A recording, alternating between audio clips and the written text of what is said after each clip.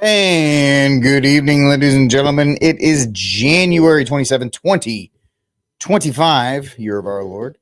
And I am happy to be with you here on the RickCast in a sea of vapid and pompous podcasts. You're just watching another one. Thank you for hanging out with me tonight. I think I already said that. Like, subscribe, share, hit the notification bell, do all the fun things to help this show continue to grow. I hope everybody had a great weekend. Some stuff happened, some stuff didn't. And we're here to talk about it. We have Trump versus Colombia, and that situation I don't know why I said like this. There we go. I have bad posture. We have Trump versus Colombia and how that ended up. A lot of people think that the Colombians actually won, and they kind of didn't. But people still think that because, orange man bad. Then we have J.D. Vance versus Margaret Brennan. Margaret Brennan, I think, is the girl in middle school who has like a crush on J.D. Vance.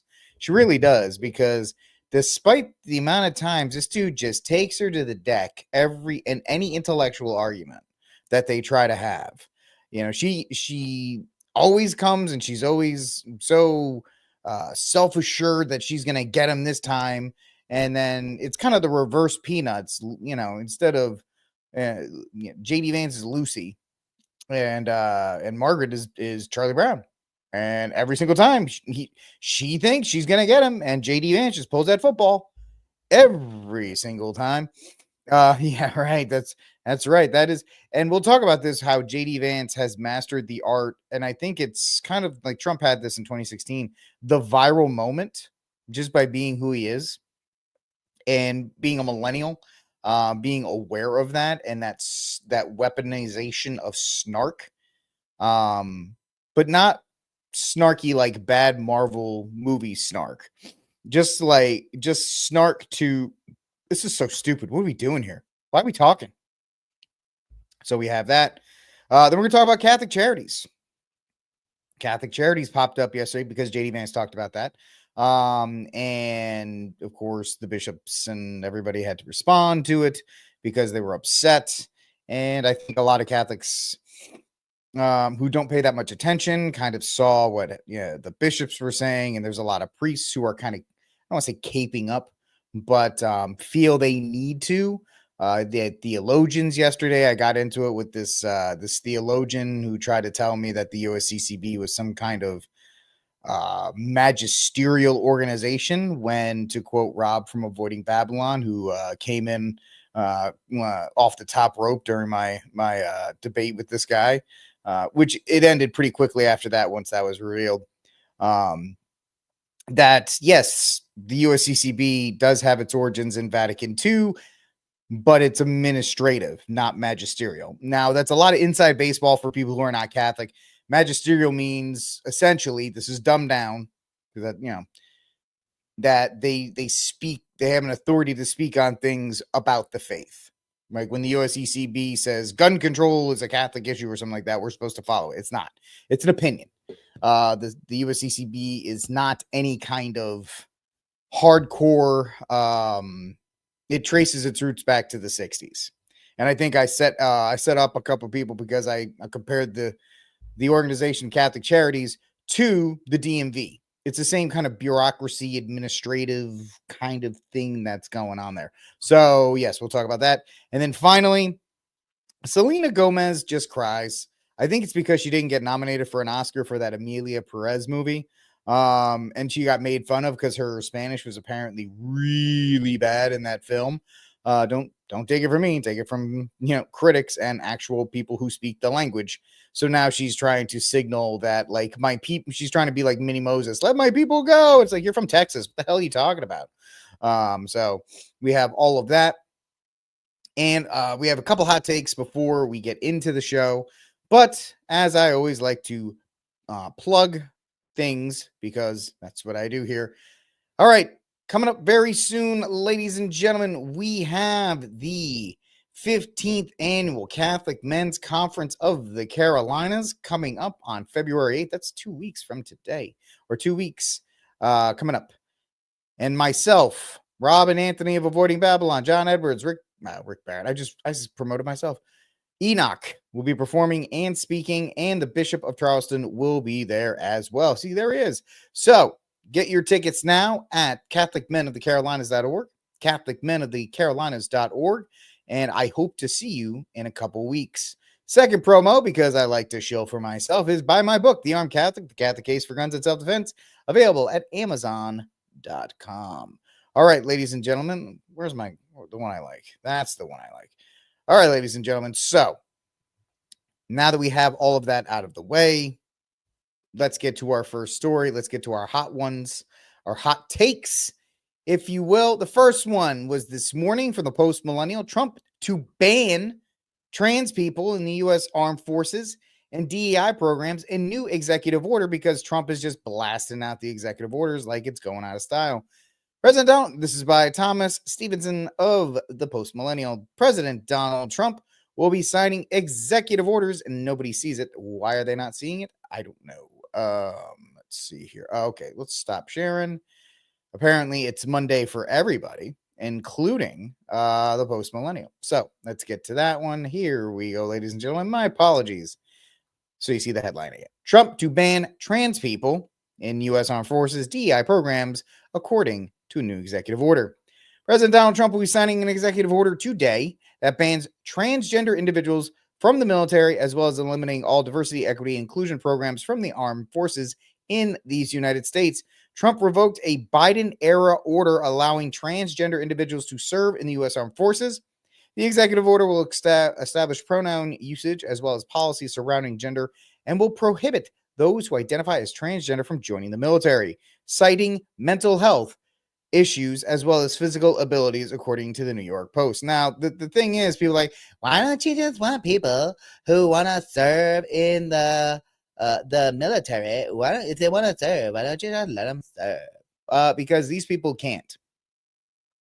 And they always say, well, what if they could do that job? They can't. Can we stop with this straw man argument that happens every time one of these things? What if they could do the job? Every time we hear, like, well, women should be, what if they could do the job? They can't. We have data. They cannot. Especially people who are dependent on pharmaceuticals and certain drugs, especially if it's male to female or whatever the case, or female to male. The idea that you're going to need estrogen or testosterone therapy. It's not like you can be storming the beaches of Normandy and be like, everybody stop for a minute so I can take my estrogen injection. Okay, war back on. It's not, that doesn't work. So, sorry. War is a serious thing. I've never served. I know people have. War is a serious thing.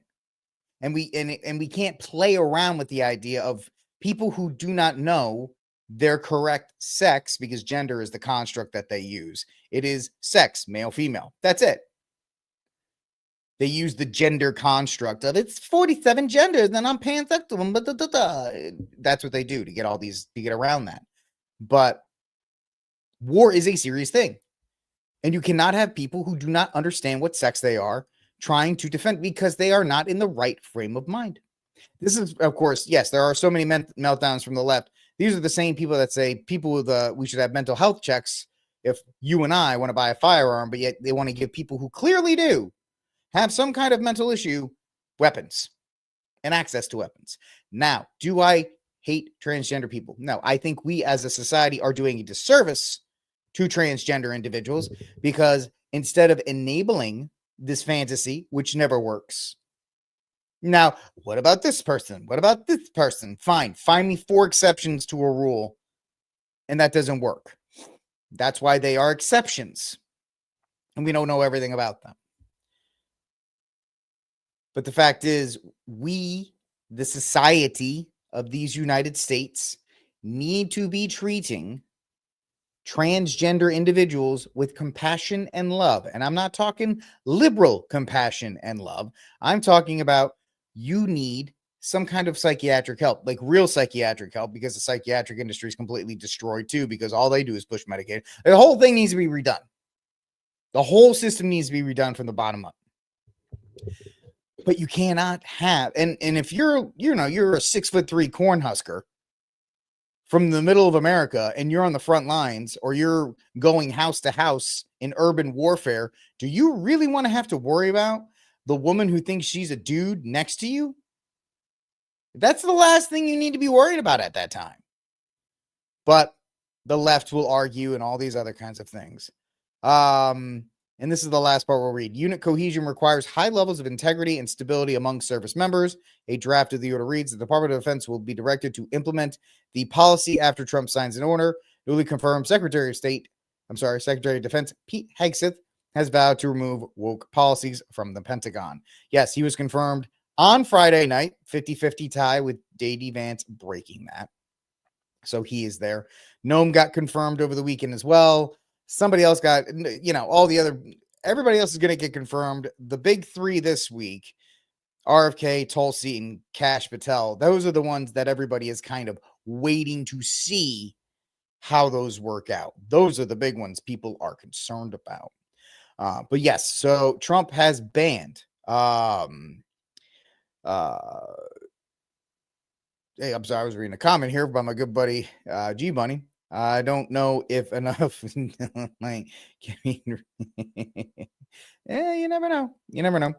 So Trump has banned this. It is something that needs to be done. It is a war-fighting organization. The left looks at the military as a jobs program, and the right looks at it as a war-fighting development to try and it should be to protect these United States and not a global police force. Now, if you want to shift the United States focus into a global police, and I think Trump floated this in his first term, pay us to be private security for the rest of the world, and then maybe we can talk about it. I don't like it, but if people pay us for it, hey, everybody's got to have something to do, right?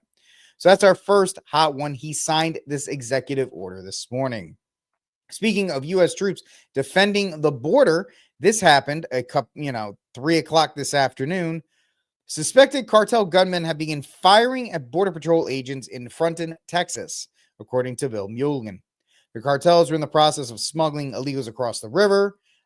This is pictures of the encounter. We also have on-the-ground reporting. So let's get a view of this as well. Take a listen for yourself.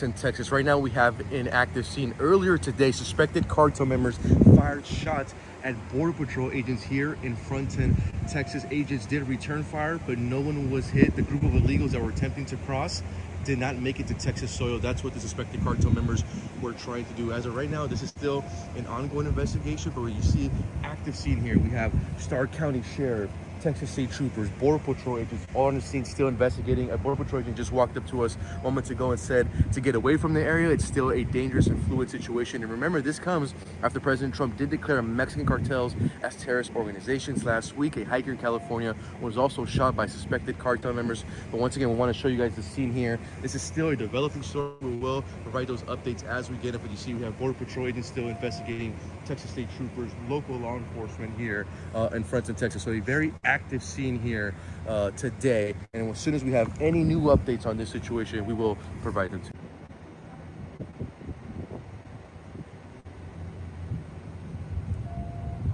So yeah, there's more photos of the Texas State Troopers. and the military at the border. And this is something that we all knew was going to happen. And of course, people have been trying to warn, oh, you don't want to have you don't want to have a conflict with the cartels and the funding and all these other things. I don't predict to tell you what the cartels think or would not think and how they would or would not act. But the fact of the matter is, a determined adversary at this point. The cartels have been operating either with impunity or with the assistance of the U.S. in some way, shape, or form for the last 20 years to try and maintain order in Mexico. And to actually have a confrontation between the two is going to be interesting, only because yes, the cartels, they're violent, they're deadly, nobody is taking them lightly, but the level of force that it sounds like Trump is going to want to attempt to use, I don't think they've ever seen that kind of force before. So and this is not the Mexican military, no offense to the Mexican military, but it's very corrupt, and it's not up to the level that the U.S. military is at, which is why you want to get rid of all the transgenders and everything first in that regard. But yes, so that's the second hot take that we have. We actually are starting to see conflict at the border. We're actually starting to see conflict and exchanging of gunfire and resistance to the military presence there. Now, there is the Black Hawk Down, the Somali strategy, the Mogadishu strategy. What is the Mogadishu strategy? Well, if you've ever seen the film Black Hawk Down, real quick, the United States, along with the UN, went in to try and have peacekeepers to try and settle a conflict.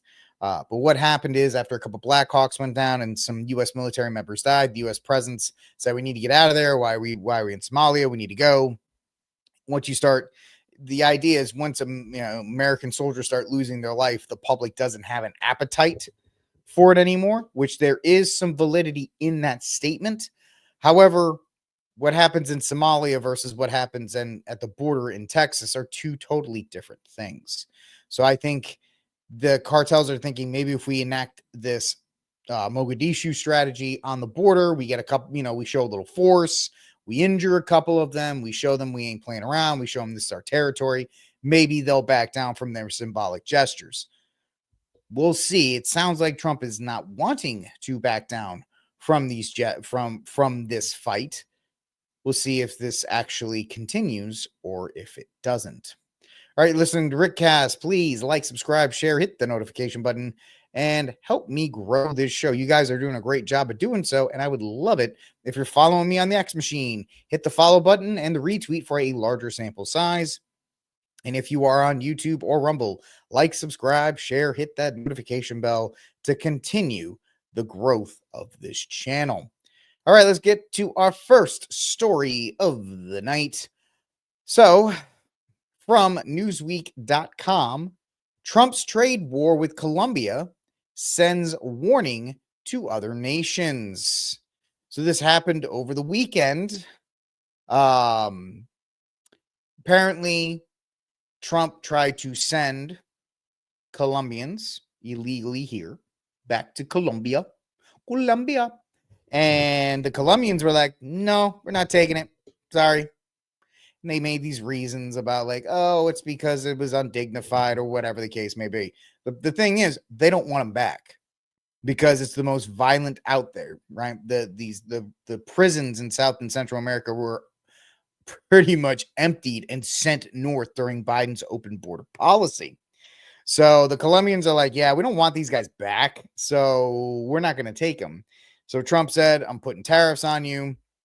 And then the Colombian president said, you're not going to put tariffs on me. I'm going to put tariffs on you. And then eventually the Colombian president was like, yeah, no, this isn't going to work. So we'll take them back. That's pretty much a summary of it. Let's get back into it. House Speaker Mike Johnson said that Colombia and all nations should be on notice after President Donald Trump used the threat of tariffs to strong-arm Colombia into agreeing to a deal that accepts deportations under his mass deportation policy. Why does this matter? Trump administration has promised to carry out the largest mass deportation operation in U.S. history. By the way, Trump has signed an executive order. I know it's kind of crazy. He did another one, increasing the quota of immigrants that need to be out of the country per day.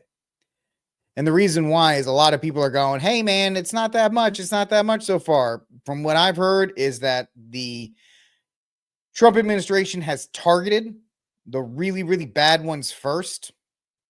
You know, like that guy we saw from Haiti and all these other ones, getting rid of them first and then rounding up the rest. Also, the idea is there's a lot more self-deportations that people aren't recording, and you can't record. But if you show that immigration raids are taking place and you show that the law is being enforced, and then all of a sudden companies are less incentivized to hire you, there's no more reason to be here. And these immigrants will leave because they're just here. Unlike a lot of people, I have family that try to tell me every time I visit them, well, they just want a better life. You don't deal with them on a day-to-day basis. You know, that's the MSNBC Fox News version, the clean version of it. But a lot of it is exploitation, whether through drugs or labor market or whatever the case may be. And it's not as cut and dry as you would think. But let's see here. What to know? Colombia buckled, or they backed down from a looming. And there are people that think that the Colombians won because they heard that Colombia slapped back tariffs on Trump. And then Ana Navarro was like, you guys are so stupid because now flowers are going to be more expensive because flowers come from Colombia. She sounds like that. So I'm sorry if I confused you, but that's Ana Navarro from The View. She's like, flowers are so expensive. They come from Colombia. Happy Valentine's Day. Yeah, guess what? I don't care about flowers. My wife does not need me to give her dead plants to reaffirm our marriage. And guess what? Most people, once again, did not vote for flowers. They voted for deportations. 70% of the people polled wanted deportations. They do not give a rip about flowers. They'll get people chocolate instead. And then they said, well, what about coffee? Coffee's got to be more expensive. We got coffee from other places besides Colombia. Right? Juan Valdez is not the only guy who's supplying the coffee. There's coffee coming from other places. So please. And this is the same argument that liberals give every time. It's like, well, what about avocados? Avocados are going to be more expensive. Who's going to clean your toilets? Who's going to pick the cotton? Who's going to pick the fruits? Who's going to build your houses? They always go to this basic economic argument that is just stupid. And then you have people out there like, oh, look at my field. Nobody's picking it. Yeah, well, your job sucks. You are a terrible boss if you have to rely on immigrant labor. If you are using immigrant labor, you are exploiting that labor for your own greedy profits. And that includes the construction industry. And I had a house built by immigrants back in Fort Worth. Back in 2010. Okay? The guys who were building my house were not from here. And, you know, I think it was D.R. Horton who built my house, exploiting the labor market so they can increase profits. They're allowed to under that system. But they always try to go to this base economic argument. What about flowers? What about coffee? What about the fact that we want a culture for all legal Americans where we don't have to worry about daughters being raped and murdered, or we don't have to worry about people being robbed or houses being destroyed or any of these other things? People have made their decision. They've made their voice heard. Stop with that illegal immigration. Time to get to work. And now, you know, G Money makes a point. They've been doing shoulder day, blah, blah, blah, blah, blah. Listen, I think we're not given, I think we bag on Gen Z and Gen Alpha a little too much. The reason they are where they're at, I'll give them this. I may be completely wrong. I was a guy that defended Lily Phillips, and now she's doing even more disgraceful things. So my track record is not really great, but I'm going to try anyway. When you have no expectations upon you, when your grandpa was around, and I was trying to make this point to Brian Nichols, but he got the jump on me, you know, won't happen again. Good job, Brian. You got me on our discussion. It wasn't an argument, a discussion a couple weeks ago. He had a superior argument because I wasn't ready. It just is what it is. And his argument was solid.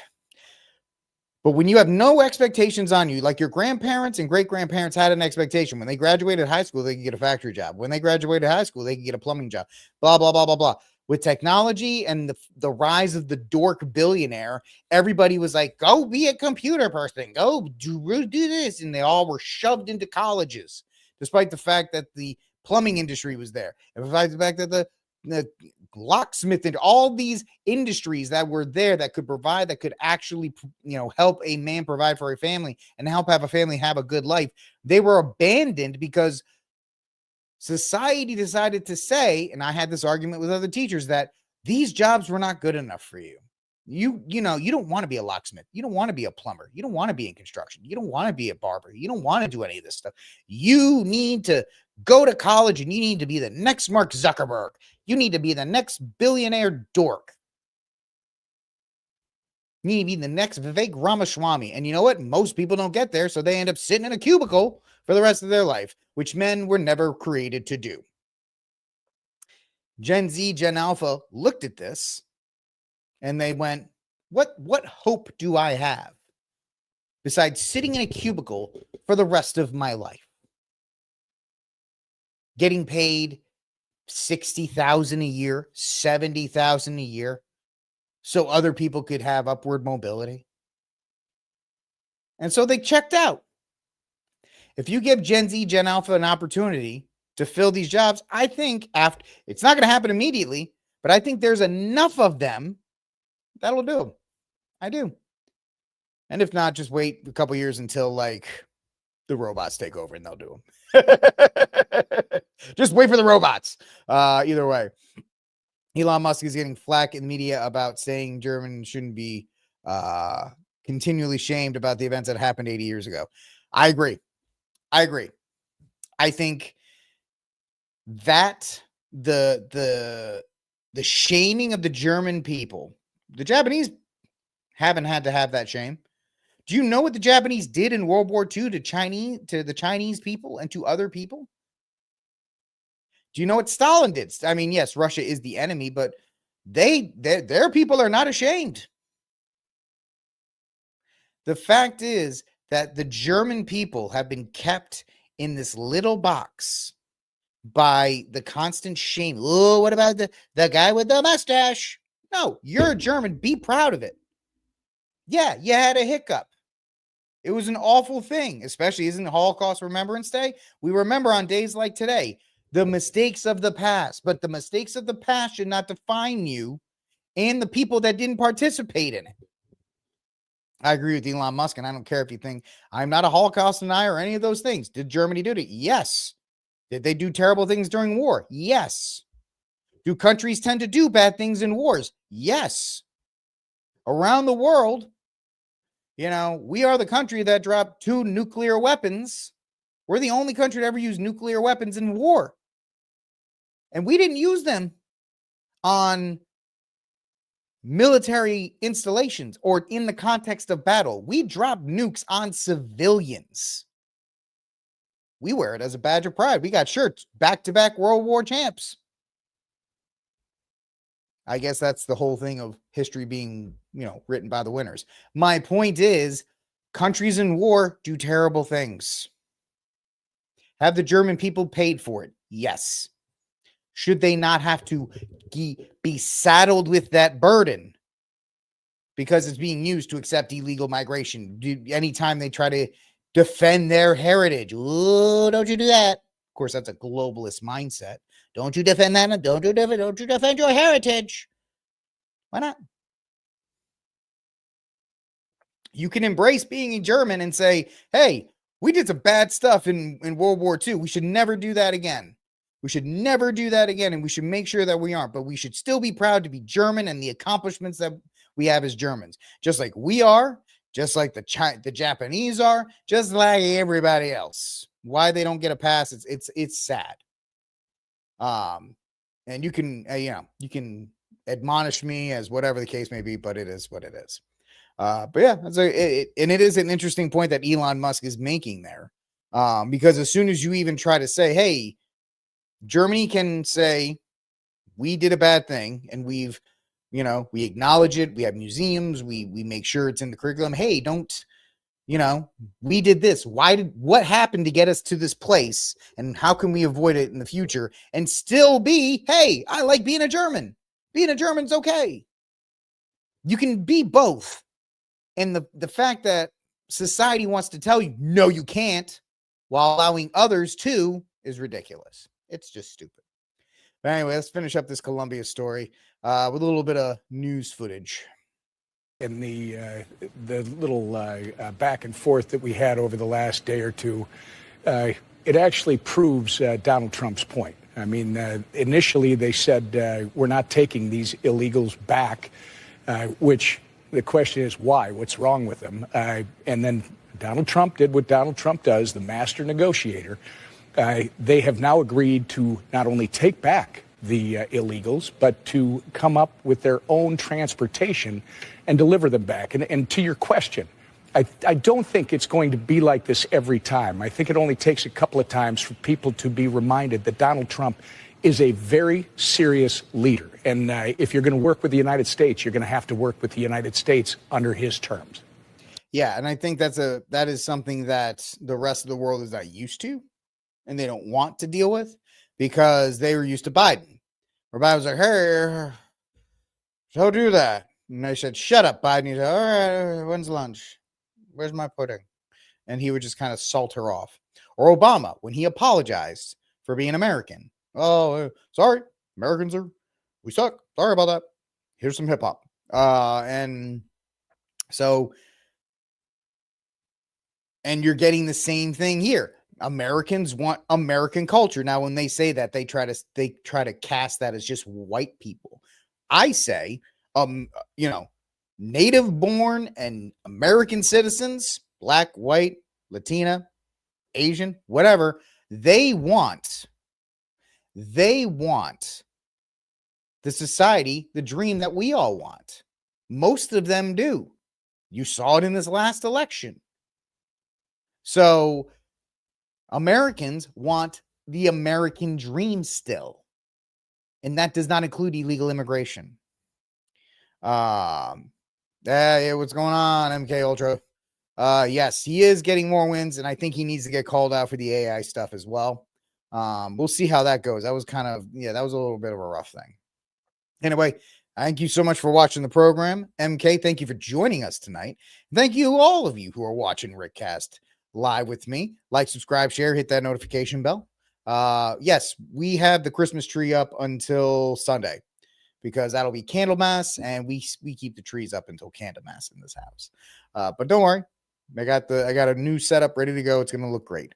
Yeah, America. That's exactly it. Americans across the board want American culture, not multiculturalism. And the elites want multiculturalism because it allows them control. Because there's no central identity, which is what they've done in Germany. They've just completely destroyed it. And you see stuff in places like Italy. Giorgia Meloni is starting to become more bellicose. She's almost emboldened, it seems like, with Trump in office. She's starting to speak more. And I would like to see that. I would like to see Giorgia Meloni institute a very similar policy in Italy that they're doing here in the United States, because Italy is just getting ravaged. Well, what about the population? Give them robots. She hang out. I know everybody's like, oh, what about just listen. If Western society is not going to survive, then let it be. And I think I just got absolutely nuked on X because I'm buffering pretty hard over there. I think I'm buffering everywhere. What happened to my stream? If you can see the stream all right, give me a thumbs up in the chat, because it looks like maybe I got a little too righteous, and it looks like they've shut me down. But that's okay. I'll keep going because this stuff will be on the replay. Hopefully it will still be there. All right, Lou. So YouTube's still running? Okay, cool. Good. At least one of them is. Funny enough, X is not. There we go. All right, folks. Awesome. Yeah, multiculturalism was a prime drive of the Communist International back in the USSR days. It's about, yep. Thank you. Perfect. Yeah, multiculturalism is a tool by communists, progressives, Marxists, whatever you want to call them, to destroy culture. because culture is the key to keeping your country, union, nation, whatever, strong. And that is good for society, which is not even a word, but society. Speaking of keeping cultures strong and defending against the idea of mass migration, J.D. Vance decided, not J.D. Vance, but Margaret Brennan decided that she just wanted to go back. I think Margaret Brennan has a crush on J.D. Vance. I always want to call him J.D. Drew, but that's because there was a baseball player back in the day named J.D. Drew. He was a right fielder for the Red Sox. Really good. Just absolutely. He was so frustrating to watch because he was a 5-tool player. And he was just kind of like, whatever. Anyway, I don't want to get into it too much. But Margaret Brennan I think she's got a crush on J.D. Vance, man. I do. I think she just finds him so stimulating because she got absolutely walloped when she and whatever her face, they hosted the vice presidential debate when J.D. Vance went 3-on-1 and still had an amazing performance. She was one of the three that got kind of knocked around intellectually as they try to put J.D. Vance in a box. What's in the box? They try to put him in a box. So then she sits down and tries to have this next interview with J.D. Vance. And by the way, I think the strategy, I know the guys on Quartercast talked about it earlier today. I think the strategy is very smart. Let Trump sit in the Oval Office and sign executive orders. Let J.D. Vance do the press stuff.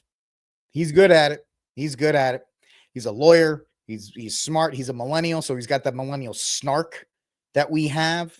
And he's ready for these fights. He's not Pence, or Lindsey Graham, who are just so desperate to be liked by the legacy shows. That's why J.D. Vance I think it's bad that Trump the part of Jason. Shut up, Lindsey Graham. Let me say this again. Shut up, Lindsey Graham. Nobody likes you. Shut up, Lindsey Graham. And so Margaret sits down again with JD and just cannot seem to get a win with this guy. No matter what she tries to do. And even if you look at the body language here, she very upright, very ready to go, professional. JD, he's very relaxed. That's a very relaxed look. That is not a man that is intimidated by the press, which is a very big thing to understand. You can't be intimidated by these people because they're like sharks. They got blood in the water.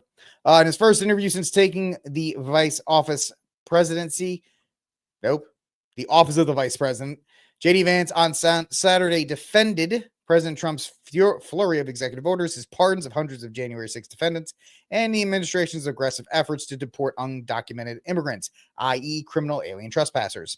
Vance dismissed concerns that the White House was not prioritizing U.S. economic fears and argued that suspending the nation's refugee, it's not Nations in Union, program was justified.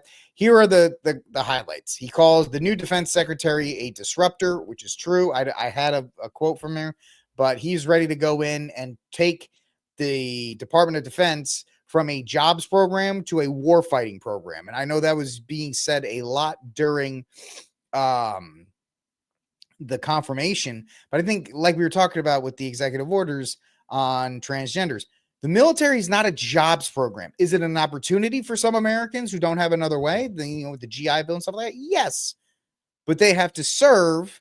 And by the way, a small percentage of the military have to be he-men, right? A lot of it is paperwork. There's cooks, there's drivers, there's all kinds of things that need to be done. So there are roles for everybody who wants to serve, as long as you know what sex you are.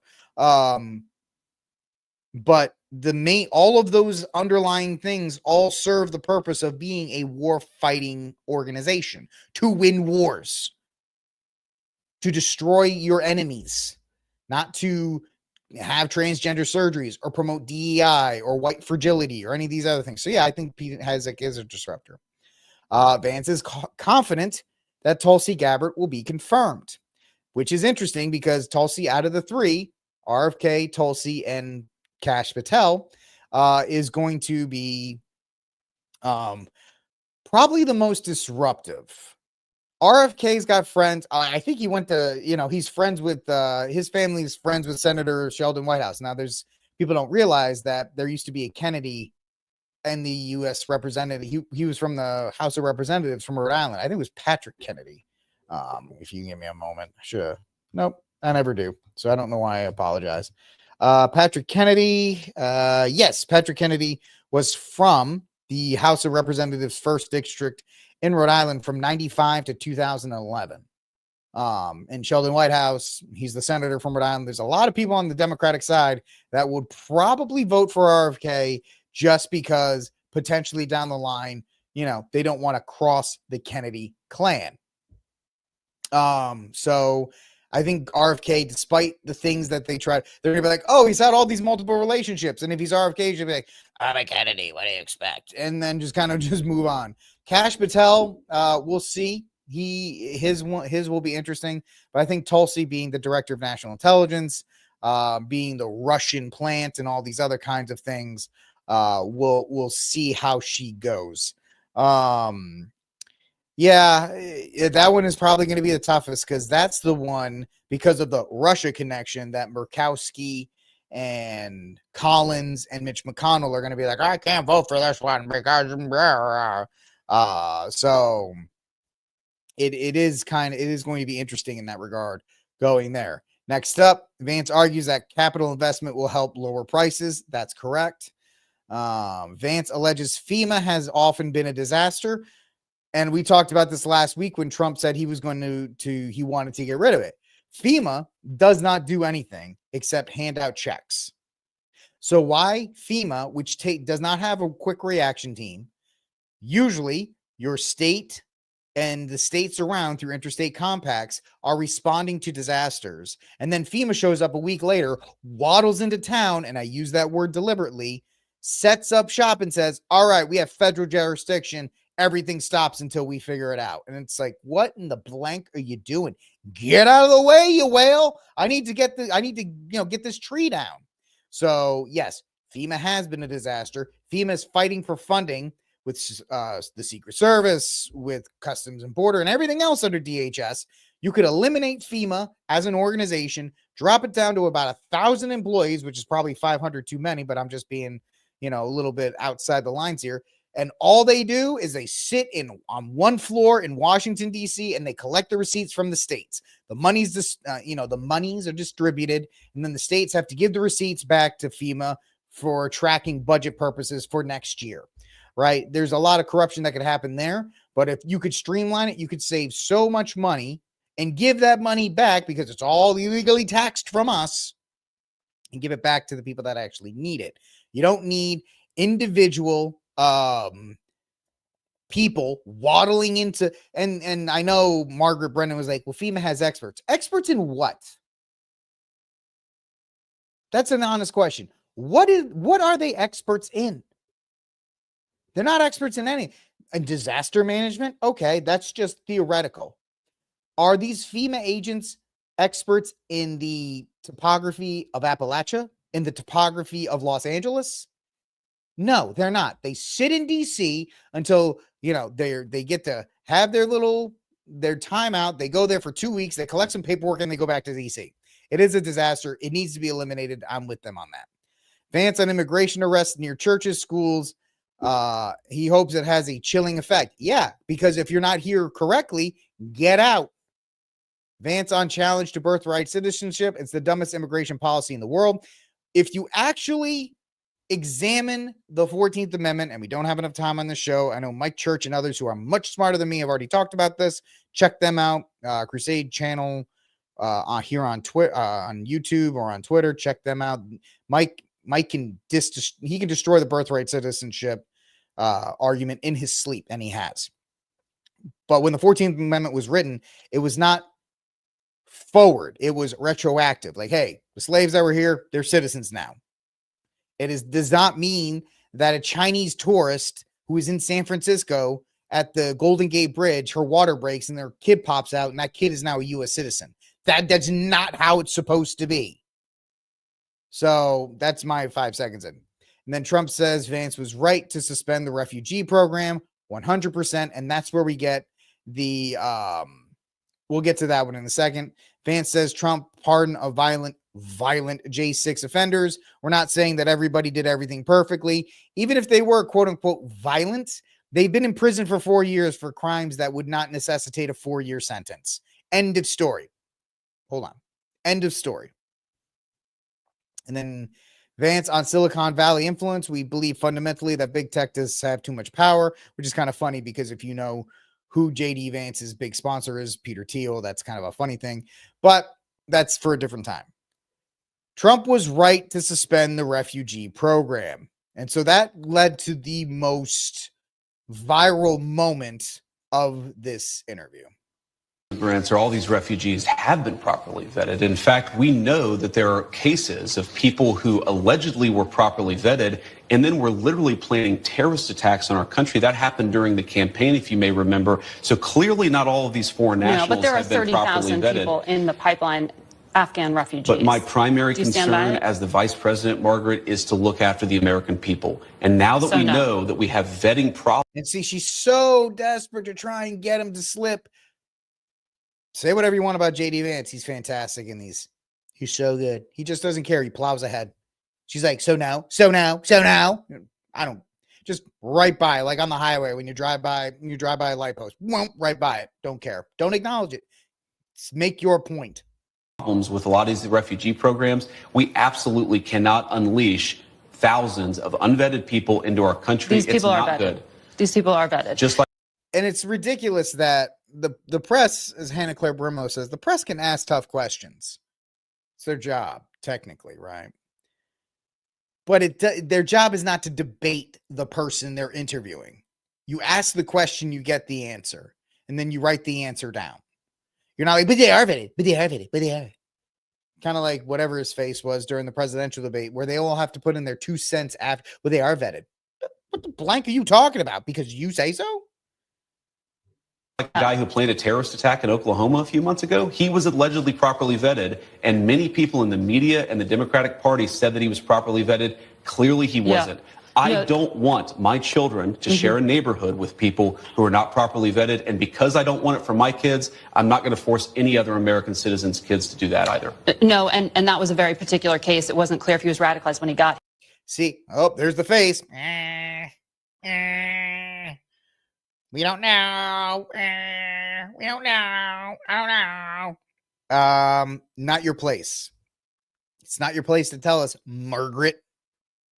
It's not your place. Yeah, my nose is killing me right now. So, and this led to this moment, to another unscheduled viral moment Here, or while he was living here. I don't really care, Margaret. I don't want that person.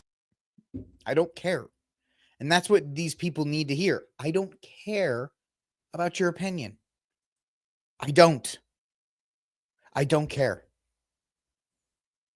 I don't care about it. Because all you're going to do is try and twist my words.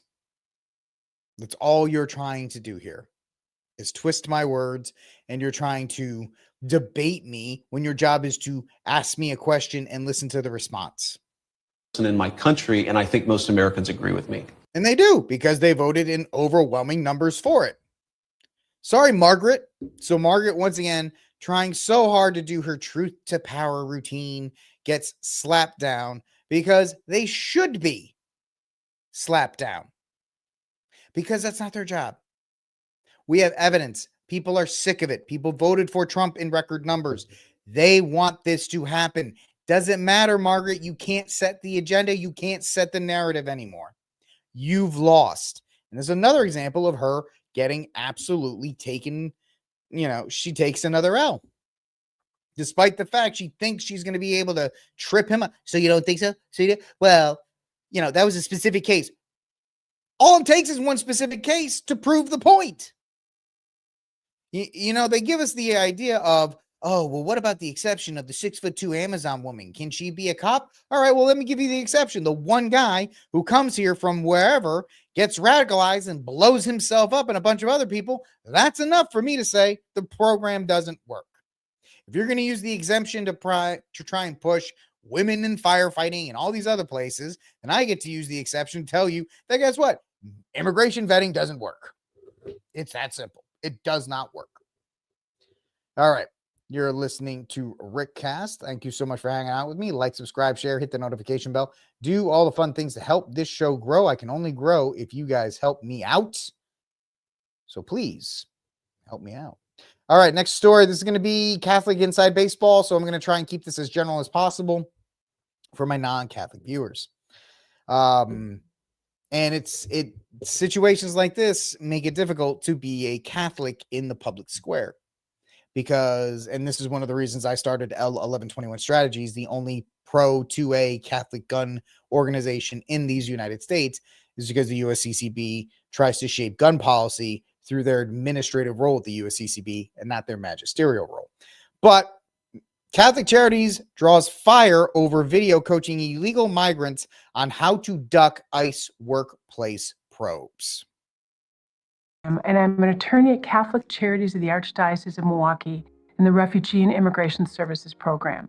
This is a video about knowing your rights if Immigration and Customs Enforcement approaches you. All people living in the United States, including people who are undocumented, have certain rights under the United States Constitution. If immigration officers, what we sometimes call Immigration and Customs Enforcement or ICE, come to your workplace, they must have a valid search warrant or the consent of your employer to enter non-public areas. If you are undocumented and immigration officers come to your workplace, be aware of the following. First, do not panic and do not run away. If you are frightened and feel like you need to leave, you can calmly walk toward the exit. If you are stopped, you may ask if you are free to leave. If the officer says no, do not try to exit the building. If you are questioned, you may tell them you want to remain silent. 2, you have the right to remain silent. You do not need to speak to the immigration authorities or answer any questions. If you are asked where you were born or how you entered the United States, you may simply refuse to answer or remain silent. If you choose to remain silent, say so out loud. If they ask you to stand in a group according to your immigration status, if you can even speak English, say so out loud, even if you can speak English. Go ahead. You do not have to move, or you can move to an area that is not designated for any particular group. You may show a Know Your Rights card to an officer that explains that you will remain silent and you wish to speak to a lawyer. You may refuse to show identity documents and say what country you are from.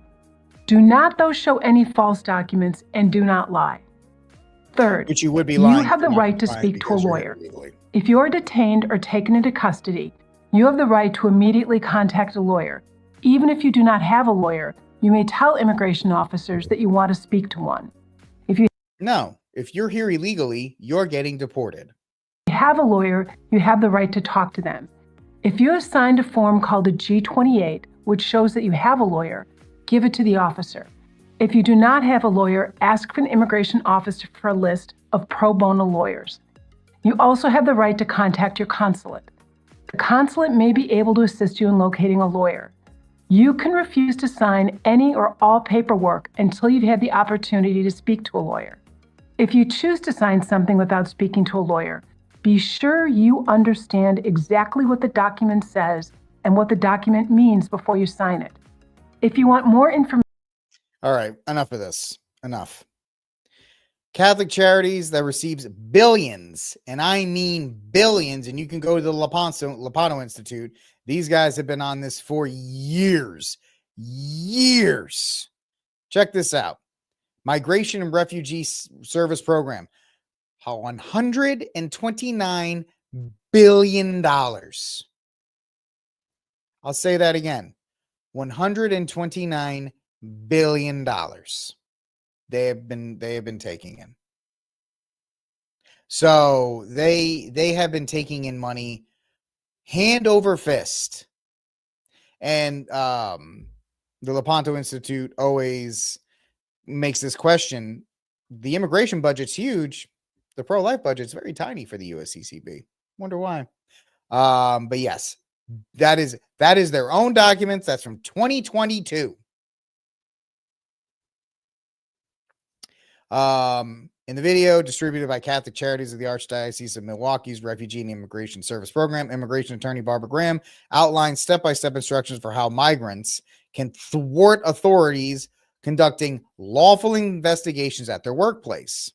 And you already saw that. According to ProPublica, adult audit of Virginia-based Catholic Charities USA, the 114-year-old organization took just shy of $2 million in 2021. I think it's 129 million. Sorry.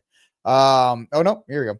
In 2010, the group's scores of local affiliates was taking in a total of 2.9 billion annually from the government, representing 62% of the 4.67 billion annual revenue. On its own website, Catholic Charities describes its challenge as to, quote, support the federal government's right and duty to regulate our borders, while also calling for bipartisan effect, blah, blah, blah. The organization says 638,000 people have received migration help from the group's 119 affiliates. Now, I want to ask the question. When they say they're helping immigration help, are these for legal or illegal? Because if you're helping people who are violating the law, that's not in accordance with Catholic teaching. Now, some will say it's an unjust law. No, it's not. St. Thomas Aquinas and others have made it clear that countries have the right to enforce their own borders. In the legal advice, Graham offers tip that immigrants being questioned by authorities can simply refuse to show identifying documents. Representative Tim Burchell from Tennessee called for Charities USA to be funded, which I agree. And this is not the first time I've said this on this program. So I don't want it to be confused. This is not me saying anything lately.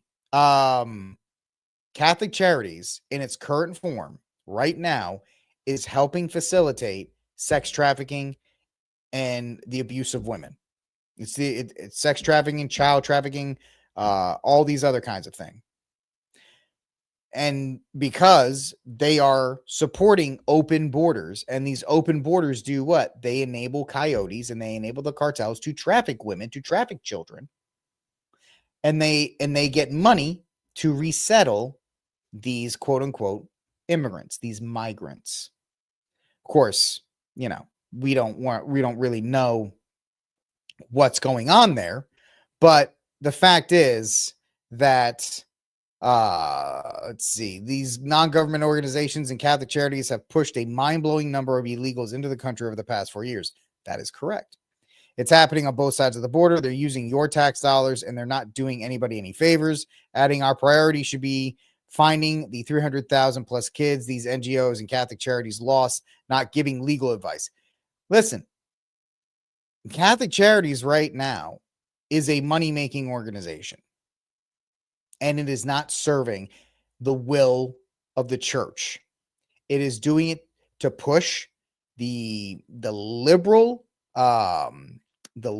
agenda that most bishops have. That's the problem, is the USCC, each bishop, for those of you who aren't Catholic, and I'm doing a terrible job of this, so go to the Lepanto Institute here on YouTube or on Rumble. They're there. They have better videos and things explaining it. Each bishop I'm part of the Diocese of Austin. The bishop here has the authority over the Bishop of Austin. The Bishop of Toledo or the Bishop of New York does not have authority over me. The Bishop of Austin does.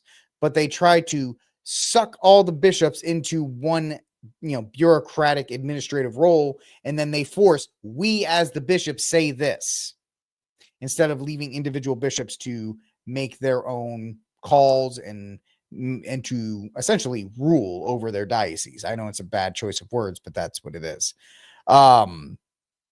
See, bishops should worry about souls and not dollars. So sad. Michael Hitchburn at Lepanto has been excellent and charitably showing the misplaced seamless government programs the USCCB has done poorly and without converting or preaching the gospel. Exactly. So and popped off yesterday because J.D. Vance decided to call them out during that interview with Margaret Brennan. This particular issue, Margaret, because as a practicing Catholic, I was actually heartbroken by that statement. And I think that the U.S. Conference of Catholic Bishops needs to actually look in the mirror a little bit and recognize that when they receive over $100 million to help resettle illegal immigrants, are they worried about humanitarian concerns, or are they actually worried about their bottom line? And so, of course, the bishops, we've had bishops and theologians and all these other people come out and be like, J.D. Drew needs to check his conscience and blah, blah, blah, blah. No. J.D. Drew put you on blast because you guys have been doing stuff that's wrong. And as a practicing Catholic myself, I have been saying that Catholic Charities needs to be shut down. Catholic Charities is a facilitator of child trafficking and the abuse of women. And they are funding illegal activities because they are supporting open borders under the guise of some kind of social magisterium, which is incorrect. Okay. Their job is not to subvert a rule that even the U.S., I believe the Catechism states that nations have a right to their borders. St. Thomas Aquinas is very famous as saying that as well. It's been reaffirmed over and over and over again, and that countries and nations have a right to secure their own borders and defend their own lands. And the U.S. Conference of Catholic Bishops, via funding of the U.S. government, is subverting that. And they get a lot of money. Some say they do it so they can fill the pews. Maybe. Some say they're doing it for the $100 million that they get. Maybe. But in the end, Catholic Charities, in its current form, if it shuts down and they reorganize it and then it goes back to doing the work of the Lord, hell yeah, absolutely. But right now, it needs to be shut down. 100%. 100%. Because stuff like this is unacceptable. This is Rio Grande Valley. Why? Why? Yeah. Very simply. Their family members now know they're here. The people who they borrowed money from know they're here. And now they'll extort them for the money. So if you want to put them in danger, keep taking pictures. Okay, so this... put them in danger, keep taking pictures. See, the projection here is ridiculous. You want to put them in danger. You put them in danger by helping facilitate them being put across the border.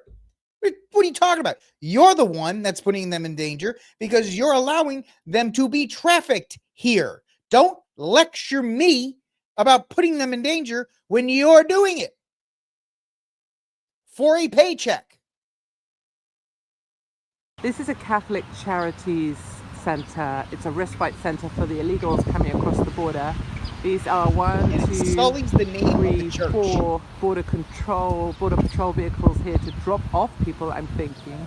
The lady is clearly upset that I'm taking this video of the vehicles arriving. She said if people know they're here, they'll come get them because they will extort money from them. So that is evidence, I guess, of the traffickers at work here. I'll stop this video now so we don't upset this lady any further. But Catholic Charities is in the wrong. It is absolutely in the wrong. And so they need to be called out on it. And absolutely, I'm glad J.D. Drew did it. I'm glad he did it because these people have been hiding in the shadows, taking money to facilitate the dangerous idea of trafficking, the dangerous practice of child trafficking. And they don't want to hear this, but guess what? Every one of these quote unquote migrants that you help resettle, they had to get here some way, unless you're doing it from the beginning of the trip till now, which you're not. It is a terrible look for the Catholic Church, and it is something that is a stain on all of us as Catholics because we all share this burden. I don't want these people to be trafficked. I don't want these kids to be sold into slavery. I don't want these women to be abused all up the Coyote Trail when they get here and then be lectured by people saying that I'm not compassionate. It is ridiculous. I got something. That's crazy. I'm all fired up. All right. So there's that one. That's a very surface level view. There are other Catholics that are doing a heck of a job. I'm just bringing it up. J.D. Vance, put them on notice. There is truth to what J.D. Vance said. The Lepanto Institute and others can absolutely flesh this out for you. They've been doing this digging so much longer than I have. And so check them out, the Lepanto Institute. Just type it out, Lepanto Institute. And that's going to be somebody who's going to be huge. I mean, even here, they were able to find this from the USCCB program. $30 million for unaccompanied alien children. How is this even a thing? It's absolutely ridiculous. It's absolutely ridiculous. And then lastly, who enables the illegals in Texas? This is by Beau French. In 2021, I'll just give you the first paragraph. Catholic Charities of Fort Worth, the primary charity arm of the Catholic Diocese of Fort Worth, began a somewhat unique relationship with the Biden-Harris administration and with the HHS secretary. Under the arrangement, all federal grants for the state of Texas regarding cash payments for quote-unquote refugees, and of course, priests and bishops will say, we're helping refugees. Hold up. They redefined what a refugee was and what an asylum seeker was. But they're trying to, you think asylum, you think people coming from Cuba or something like that, when it's economic migrants or economic refugees. But these refugees would be given to the charity. Catholic Charities of Fort Worth receiving discretion over who the money was handed out to. Catholic Charities of Fort Worth established the Texas Office for Refugee Resettlement to handle all the grants. Since 2022, they have received over $800 million. $800 million. And he goes on and on and on. And he absolutely, let's see if I can put this in the chat so you guys can take a look at it. It is a stunning rebuke of Catholic Charities and what they have done. And of course, bishops and priests are like, well, we did. They want to hide behind it, man. You got to be careful before you come out. And I get it. I had a theologian being like, oh, it's the bishop. You can't question them. They're not magisterially sound, meaning they can't enact a magisterial policy. Your bishop can, your individual bishop can, like in the case when I was not granted permission to use the armed Catholic by my bishop, but that's part of how it works as a Catholic. I have to ask permission. He said no, so I changed it to L1121, which is fine. But the USCCB didn't tell me that because they can't. So, yeah, that is it. Just like we try to do is a surface level look here on Timcast. What am I doing? 7:00, so Timcast started. But we have people showing up. This is the RickCast, and I'm your host, Rick, the aforementioned Rick. Like, subscribe, share, hit the notification bell so we can continue to grow the program. I appreciate everybody hanging out with me tonight.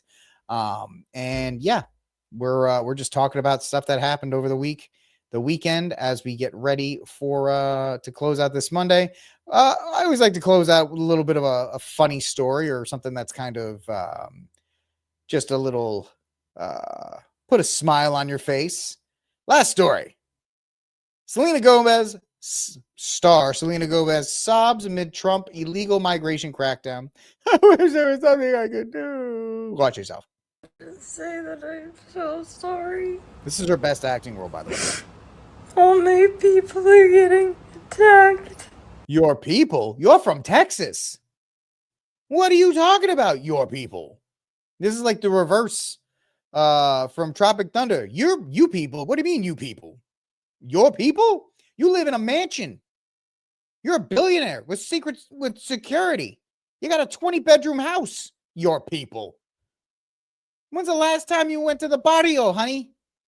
When's the last time you had actual authentic Mexican food? Like, when is any of this to my people? They're more my people than yours. The children. What about the 300,000 children that were trafficked over open borders? You didn't cry once for them. Or the children that went to a mysterious island. And I won't say anything else about that. Not a tear. But now, think about the. She's a lady from The Simpsons. Think about the children. They don't understand. It's because you're not very smart. I'm so sorry. I wish I could do something, but what are you sorry for? Did you help them get in? Like, what are you sorry? Why are you sorry? I can't. I don't know what to do. I don't know if you're so. Why don't you donate some of your billions of dollars to help them? If you're really whatever. I'll try everything, I promise. You know, these things are crazy because just like with the dancing nurses during COVID, you have to set the camera up in just the right angle. And then you have to make sure it's working. You have to test the lighting. You got to get swelled up. And then you got to perform. And this is probably not even the first take. This was probably take 3 or 4. Notice how there are jump cuts, meaning that she had to stop. She's like, oh, I missed that lineup. Oh, I missed that line. Let me say it again. I'm so sorry. How many takes? Let me know in the comment section how many takes you think she did before she actually got it right. I'm going to say 4 or 5. You have to set this whole thing up. You have to set the whole thing up for her to be, oh, I just randomly broke out my phone and started crying right in front of it. Your tears are delicious. Right? We all channel Cartman. Oh, yeah, your tears are so delicious. 5 times? Yeah, probably 5, 6 times. Now, I'm going to drop something that nobody else is talking about. She's in this terrible movie called Amelia Perez. It was just nominated for 10 Oscars, which it's one of the worst films ever to be nominated. And that's not me. That's actual film people here on YouTube are saying that, or on social media are saying that. Now, Selena was in Amelia Perez. Now, she's native Texas and she has an ethnic sounding last name, but she actually didn't grow up speaking Spanish. So she learned Spanish for the film Amelia Perez, which is so bad. People in Mexico are like, what is she doing? She might as well have just spoken English and they could have translated because it was awful. It's like me. Como está biblioteca? I sound like, it sounded like Ben Stiller in Dodgeball. Donde está biblioteca? Right? That's all. It sounded terrible. So what is she doing now? She didn't get nominated for an Oscar. Everybody else who was part of this terrible movie was. She didn't get nominated. Her Spanish is being destroyed. People in Mexico and other countries are like, honey, this is not it for you. This is definitely not it. What does she do? She runs to the camera and says, my people. What are you talking about, your people? Yeah, your people. What are you talking? What? But she's trying. Oh, I'm down with the cause. What are you talking about, man? Just like I don't know what's in my eye. What do you mean? It's all for show because she didn't get nominated for an Oscar. That's it. Jack Black from Nacho Libre, right? Jack Black from Nacho Libre. His Spanish better than Selena Gomez and Amelia Perez. Don't you want a taste? A taste of the glory. I love Nacho Libre. Jack Black's an awful human being. Nacho Libre is a fantastic film. But yeah, there you go, folks. Selena Gomez is sobbing about Trump, and it's only because she didn't get nominated for an Oscar. If she did, she probably wouldn't have done any of this. Maybe she would have. I don't know. Women on social media are terrible looking for attention. But that's a whole different thing for a whole different show. All right, folks, that's it for this episode of RickCast. Like, subscribe, share, hit the notification bell, do all the fun things. Help this show continue to grow. You guys are awesome. Got a lot of participation on the X machine. My Rumblers, I see you over there. What are you guys doing? You guys are great. Thank you so much. You guys hit that like button too. Once again, if you are in the Mid-Atlantic area, you still have time to buy tickets for the Catholic Carolina Men's Conference. The Catholic Men's Conference of the Carolinas, CatholicMenoftheCarolinas.org, CatholicMenoftheCarolinas.org. We're going to have a great lineup. The Bishop of Charleston, John Frankman, Rob and Anthony of Avoiding Babylon, John Edwards, myself, and Enoch. Check it out. Get your tickets at CatholicMenoftheCarolinas.org, CatholicMenoftheCarolinas.org. And if you like books, buy my book, The Armed Catholic Case for Guns and Self-Defense. Amazon.com or at thearmedcatholic.com. All right, ladies and gentlemen, thank you so much for hanging out with me. I will talk to you tomorrow. Look I gave you 14 bonus minutes today. I didn't even think I was going to go that long. You people, I spoil you. Anyway, I'll talk to y'all later. God bless. And of course, free Dexter Taylor.